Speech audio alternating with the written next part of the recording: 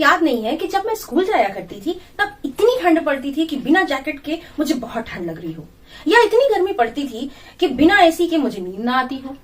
हमारा पूरा परिवार तो बस वो हाथ वाले पंखे से दोपहर में 2-3 घंटे यूं ही गुजार दिया करते थे। आज पर्यावरण इतना ज्यादा तेजी से बदल रहा है कि कहीं पर तो बाढ़ आई हुई है तो कहीं पे सूखा पड़ रहा है। लोग पानी की एक एक बूंद के लिए तरस रहे हैं। अपने बेंगलुरु की ही हालत देख लीजिए।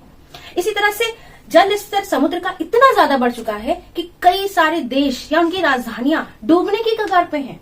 मानचित्र से आने वाले समय में उनका नामो निशान मिट जाएगा, वो पूरी तरह से जलमग्न हो जाएंगी। विश्व के सबसे बड़ी मुस्लिम आबादी वाले देश इंडोनेशिया की राजधानी जकार्ता का भी इस समय यही हाल है, और ये स्थिति इंडोनेशिया के राष्ट्रपति या इंडोनेशिया की सरकार ने बहुत पहले ही भांप ली थी। 2019 में उन्होंने ये अंदाजा लगा लिया था कि आने वाले समय में हमारी ये राजधानी डूबने वाली है, इसलिए उन्होंने एक बहुत बड़े प्रोजेक्ट पे काम करना शुरू कर दिया था। असल में उन्होंने जब इस खतरे का अंदेशा देखा तो उन्होंने अपनी राजधानी को शिफ्ट करने का इरादा बना लिया, और उन्होंने शिफ्ट कहाँ किया? बोर्नियो के पूर्वी तट पे नुसंतारा नामक जगह पर। वहां पर इन्होंने लगभग 216 स्क्वायर माइल के क्षेत्रफल में एक नया शहर डेवलप किया। इसके लिए इंडोनेशिया के राष्ट्रपति ने लगभग 1 लाख वर्कर्स को वहां भेजा, और इस समय ये शहर बनके ऑलमोस्ट तैयार है, और आने वाले अक्टूबर 2024 में एक किश्त लोगों की वहां शिफ्ट भी कर दी जाएगी। मतलब ये शहर पूरी तरह से अब गुलजार होने के लिए तैयार है।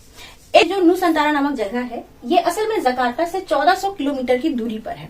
इस पर काम 2019 से ही शुरू कर दिया गया था, और इसकी लागत, इस प्रोजेक्ट की लागत लगभग $30 बिलियन की आई है।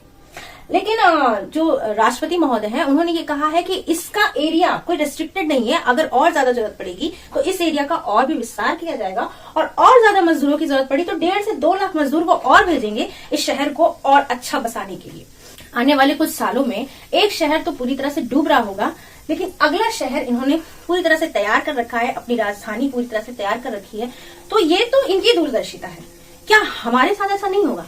क्या भारत में कुछ ऐसे शहर नहीं है जो समुद्र के किनारे बसे हों? तो जब समुद्र का जल स्तर बढ़ेगा तो क्या हमारे इन शहरों को खतरा नहीं है?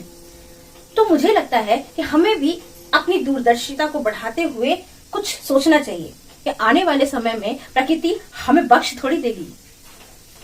तो क्या है आपकी राय इस बारे में? कमेंट में जरूर बताइएगा। वीडियो पसंद आया हो तो लाइक कीजिए, चैनल को सब्सक्राइब कीजिए। मिलते हैं नेक्स्ट वीडियो में।